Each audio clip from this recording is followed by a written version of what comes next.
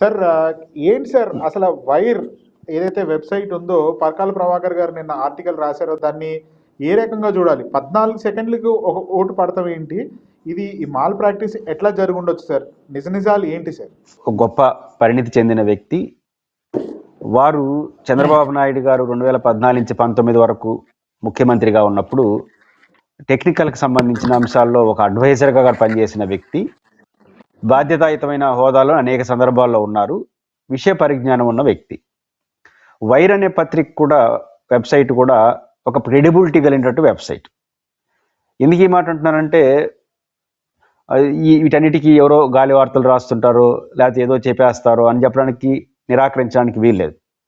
కాబట్టి ఈ వాల్యూస్ ఉన్నాయి కాబట్టే సమాధానం చెప్పాలని కూడా నా పాయింట్ కాదు. ఈ దేశంలో ఉన్న సాధారణ పౌరుడు కూడా అడిగే ప్రశ్నకు వ్యవస్థలు సమాధానం చెప్పాలి, ముఖ్యంగా ఎలక్షన్ ప్రక్రియ.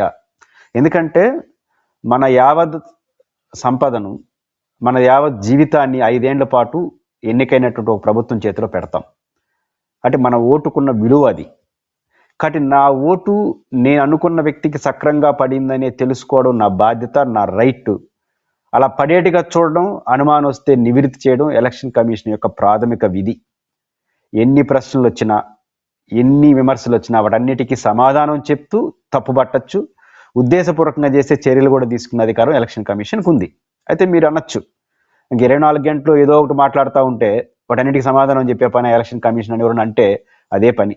ఎలక్షన్ కమిషన్ పని ఏంటంటే ఎలక్షన్ సక్రంగా నిర్వహించడం, అనుమానాన్ని తీర్చడం. 5 ఏళ్ల పాటు ఇదే పని. ఎలక్షన్ కమిషన్ యొక్క డ్యూటీసే అవి. ఇప్పుడు ఎలక్షన్ కమిషన్లో పాల్గొన్న లక్షలాది మంది ఉద్యోగుల సమాధానం చెప్పాల్సిన అవసరం లేదు. హెడ్ క్వార్టర్లో ఉన్న వాళ్ళు సమాధానం చెప్తే చాలు ఈ ప్రశ్నలన్నిటికీ. కాబట్టి ఏ అనుమానం వచ్చినా సమాధానం చెప్పాలి. అలా చెప్పకపోతే ప్రజలకు అనుమానం వస్తుంది. ఎన్నికల సిస్టమ్ పైన, ఎన్నికల ప్రక్రియ పైన అనుమానం వచ్చేస్తే డెమోక్రసీని విశ్వసించరు. విశ్వసించకపోతే ఒక అనాగరిక పరిస్థితులు సమాజంలో ఏర్పడతాయి. జడ్జిమెంట్లో కానీ ఇట్లాంటి విషయాల్లో కానీ సక్రంగా నిర్వహించడం మాత్రమే కాదు, అది సక్రంగా నిర్వహించాలన్న విశ్వాసం కూడా నాకు కలగాలి, నాకంటే పౌరుడికి కలగాలి. రాజశేఖర రెడ్డి గారు ఎప్పుడు ఒక పాపులర్ అంశాలు చెప్తుంటారు. ఎందుకు విచారణలు ఆదేశిస్తున్నారని చాలామంది అంటే, నేను సక్రంగా చేసుండొచ్చు, బట్ అనుమానం వచ్చినప్పుడు విచారణ జరపకపోతే, ఉదాహరణకు జలయజ్ఞం పైన పెద్ద ఎత్తున విమర్శించినప్పుడు ప్రాజెక్టు డిబేట్లు పెట్టాడు ఆయన. అధికారులను కూర్చోబెట్టుకుని అడిగే సమాధానం చెప్పించాడు. ఎందుకు ఇంత సపన అంటే, నెంబర్ 1 నేను బాగా చేస్తుండొచ్చు, కానీ బాగా చేస్తున్నట్టు ప్రజలు నమ్మాలి, చేస్తే సరిపోదు. ఎందుకంటే మనం ట్రస్టీలు మాత్రమే, మనం ఓనర్లు కాదు అని రోజు ఆయన చెప్పాడు. అదే ఎలక్షన్ ప్రభుత్వానికి ఉన్నప్పుడు ఎలక్షన్ కమిషన్ మోరల్ రెస్పాన్సిబిలిటీ, మీ పనే అది. ఇది మొదటి అంశం. ప్రభాకర్ గారు లేవనెత్తిన అంశాలు బ్రాడ్గా పెద్ద ఎత్తున చాలా అంశాలు డెప్త్ వెళ్ళారు. ఆ డెప్త్ విజ్ఞత కలిగిన వాళ్ళు, ఓపుకున్న వాళ్ళు చదవచ్చు వైర్ అనే పత్రికలో. కానీ దాంట్లో స్థూలంగా 4 భాగాలుగా నాకు కనిపిస్తాయి చైతన్య గారు. ఒకటి, ఉదయం నుంచి సాయంత్రం 5 వరకు జరిగిన పోలింగ్, దాని పర్సంటేజీ, ఎలక్షన్ కమిషన్ ఇచ్చినటువంటి ఆధారాలు. ప్రభాకర్ గారు ఏది లోతుల్లోకి వెళ్ళలేదు. లోతుల్లోకి అంటే పై చెప్పాడు కాదు. ఆయన ఏం విశ్లేషణ చేసింది, ఎలక్షన్ కమిషన్ ఇచ్చిన రిజల్ట్స్ని విశ్లేషణ చేశాడు. ఎలక్షన్ కమిషన్ ఇచ్చినటువంటి వెబ్సైటు అధికారిక ప్రకటనల్ని ఆధారంగా చేసుకుని వారు విశ్లేషణ చేశారు, క్వశ్చన్స్ చేశారు. ఆ క్వశ్చన్లన్నీ సమాధానం చెప్పకపోతే అనుమానాలు వచ్చి ఎలక్షన్ ప్రక్రియ సరిగ్గా జరగలేదన్న భావనకి ప్రజల్లో కలిగే అవకాశం ఉంటుంది. నెంబర్ 1, ఈవీఎంల పైన ఒక డౌట్ ఉంది, అది వేరే సబ్జెక్టు.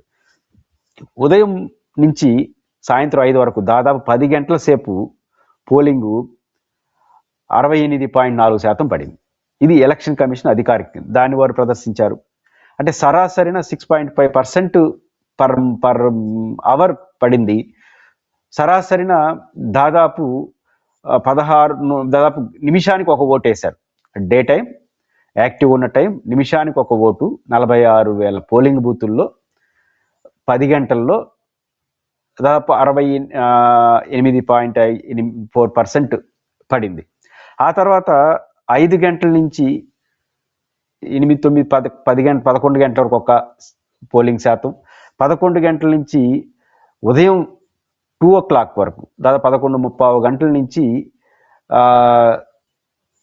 దాదాపు 2 గంటల 15 నిమిషాల వరకు ఒక టైప్లో జరిగింది. ఈ మూడింటిని కూడా ఎలక్షన్ కమిషన్ తమ వెబ్సైట్లో ప్రకటించింది. వాళ్ళు ఇచ్చిన వెబ్సైట్లో ఇచ్చిన ఆధారాలని ఆయన కొత్తగా సృష్టించింది కాదు. వాళ్ళు ఇచ్చిన ఆధారాలు కాకుండా కొత్త ఆధారాలు నేను చెప్పలేదు. వాళ్ళు ఇచ్చిన డేటానే ప్రచాడు.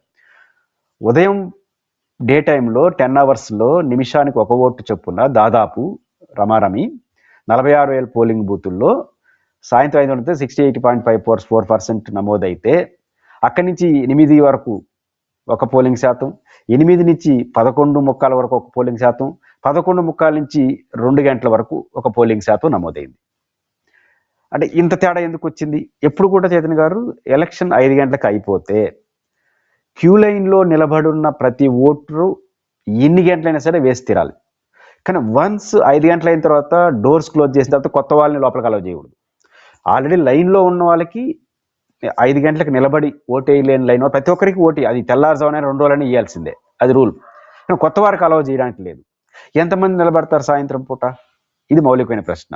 కానీ రాత్రి 2 గంటల వరకు 3,500 పోలింగ్ బూత్లో రాత్రితో 2 గంటల వరకు ఎలక్షన్ జరిగింది. ఇదొక గమ్మత్తు. ఇంత మిడ్ నైట్ వరకు జరుగుతుందా 3,500 పోలింగ్ బూతుల్లో? కేవలం 3,500 పోలింగ్ బూతుల్లో ఎంత జరగాలి? 46,000 పోలింగ్ బూతులు ఉంటే సమ్ పర్సంటేజ్, దాదాపు నాకు తెలిసి 9%, బిలో 10% కదా. అట్లుంటుందా? కేవలం బిలో 10%? ఇదొక అనుమానం వస్తుంది. 2, 5 నుంచి 8 వరకు కొంత యాక్టివ్ ఉన్న టైం, భోజనం టైం, ఆ టైం ఉంటుంది. ఇప్పుడు చాలా స్లైట్ డెవలప్మెంట్ ఉంది, పర్సంటేజ్ 0.5% వాళ్ళు ఇచ్చిన లెక్క ప్రకారం ఉంది. కానీ 11 గంటల నుంచి నైట్ 11:45 నుంచి 2 గంటల వరకు, అంటే 2:15 లోపు దాదాపు 4.5 అబవ్% ఓటింగ్ పోల్ అయింది మన ఎన్నికల కమిషన్ లెక్క ప్రకారం. అంటే 3,500 పోలింగ్ బూతుల్లో ఓట్లుగా చూసుకున్నప్పుడు 17 లక్షల ఓట్లు పోలైనాయి.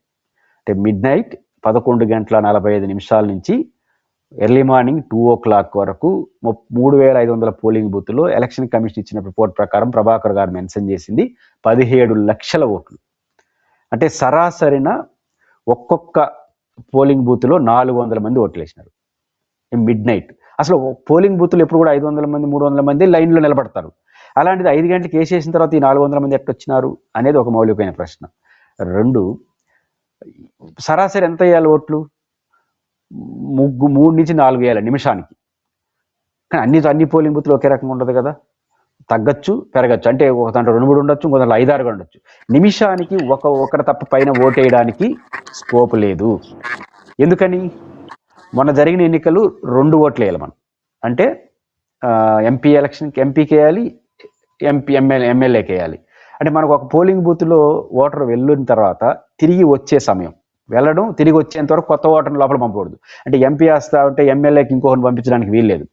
మీరు ఓటీకి పోయినారనుకోండి, చూపించేసి ఓటీకి పోవాలి, ఓటేస్తారు. 10 సెకండ్ల పాటు మనకు ఈవీ ప్యాడ్లో చూపిస్తుంది. 10 సెకండ్లు ఎందుకు చూపిస్తుంది? ఆడ ఉంటాడని అర్థం. అక్కడే 10-15 సెకండ్లు సరిపోతుంది. తర్వాత అతను ఈవీఎం మిషన్ నొక్కాలి. అక్కడి నుంచి మళ్ళీ వెళ్ళి ఎంపీకి సేమ్ సిస్టమ్. అంటే రమారమి ఒక ఓటు మహా అంటే 1.5% తప్ప 2 నిమిషాలకు 3, అంతకు మించి వేయడానికి స్కోపే లేదు. అలాంటిది సరాసరి 3 నుంచి 6 మంది ఓట్లు వేయడం అనేది ఎట్లా సాధ్యమైంది అనేది వాళ్ళ మౌలికమైన ప్రశ్న. 3,500 పోలింగ్ బూత్లో 17 లక్షల ఓట్లు. అసలు 17 లక్షల మంది 3,500 పోలింగ్ బూత్ ఎందుకు నిలబడ్డారు మిడ్ నైట్? రెండోది చైతన్య గారు, ఇక్కడ బేసిక్గా డే టైం చాలా యాక్టివ్గా ఉంటాడు పౌరుడు. ఎవరైనా డే టైం యాక్టివ్గా ఉన్న టైంలో నిమిషానికి 1 ఓటేసి సరాసరిన దాదాపు నిద్రపోయే సమయంలో ఓటుకి నిమిషానికి 3 నుంచి 6 మంది వేయడం ఏంటి, 4, 5 వేయడం ఏంటి అనే మౌలికమైన ప్రశ్నకు సమాధానం చెప్పాలి కదా. కాబట్టి ఇవన్నీ చూసినప్పుడు ఒక అసాధారణమైన డౌట్లు, అసాధారణమైన రిజల్ట్స్ కనిపి 17 లక్షల ఓట్లు మిడ్ నైట్ పడిందంటే 17 మీకు గుర్తుందా? 2014 శాసనసభ ఎన్నికల్లో ఆంధ్రప్రదేశ్లో తెలుగుదేశం వాళ్ళ మిత్రపక్షాలు బీజేపీ, జనసేన కలిపి గెలిచిన పర్సంటేజ్ ఓట్లు తేడా ఎంతో తెలుసా? తెలుగుదేశం పార్టీకి మరియు ఈరోజు కూటమి అంటున్నారు, ఆ రోజు మిత్రపక్షాలు గెలిచిన పార్టీకి ఓడిపోయిన జగన్మోహన్ రెడ్డి గారి పార్టీకి మధ్య ఓట్లు 5 లక్షలు. అంటే 5 లక్షల ఓట్లతో ప్రభుత్వం మారిపోయింది. ప్రభుత్వం గెలుపోవటం నిర్ణయించింది. 5 లక్షల ఓట్లు ఇట్లా పడుంటే జగన్ గారు ముఖ్యమంత్రి అయిపోయింటాడు. అంటే 17 లక్షల ఓట్లు అంటే ఆ 17 లక్షల మీద అనుమానాన్ని వ్యక్తం చేస్తున్నాడు ప్రభాకర్ గారు. అంటే ఆయన అనుమానం ఏంటి? డే టైం నిమిషానికి ఒకరేస్తే మిడ్ నైట్ 11:45 నుంచి 2 గంటల లోపు నిమిషానికి 3-4 వేయడం ఏంటి, ఒక చోట 6 మంది వేయడం ఏంటి, ఒక్కొక్క పోలింగ్ బూత్లో సరాసరి 400 మంది నిలబడడం ఏంటి? ఇది అనుమానాలు తావిస్తుంది. 17 లక్షల ఓట్లు నమోదు కావడం ఏంటి? ఒక్కసారిగా 60 నుంచి 70, 80 దాదాపు 12% ఓట్లు సాయంత్రం 5 నుంచి మిడ్ నైట్ వరకు 12% ఓట్లు పెరగడం ఏంటి? అంటే అర్థం ఎంత పర్సెంటేజ్ తేడా వస్తుంది? అప్పుడు జగన్మోహన్ రెడ్డి గారికి గెలిచిన చంద్రబాబు గారికి 14-15 మధ్య 1.5%, 2% తేడా గెలుపోవటం మధ్య 17% ఓట్లు పోలైనాయి. 5 లక్షల ఓట్లతో గెలుపోవటాలు మారినాయి. 17 లక్షల ఓట్లు అయినాయి. కాబట్టి ఇవన్నీ ఫలానా వాళ్ళు వేసుకున్నారు, ఫలానా వాళ్ళు తప్పు ఒప్పు, నేను జోలికి వెళ్ళట్లేదు.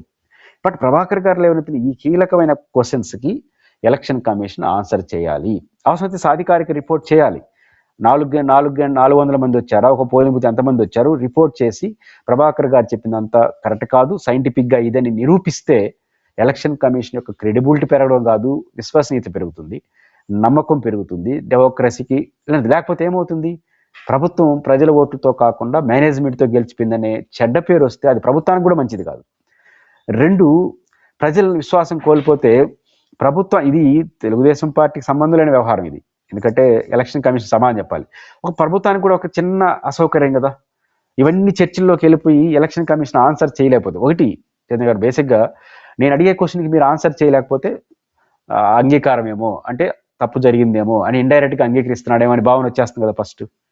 అలా భావన వచ్చేసిన తర్వాత ప్రభుత్వం మేము ఎన్నుకోలేదంటే వీక్ అయిపోతుంది ప్రభుత్వానికి అదొక అదనపు వ్యతిరేకతగా మారుతుంది.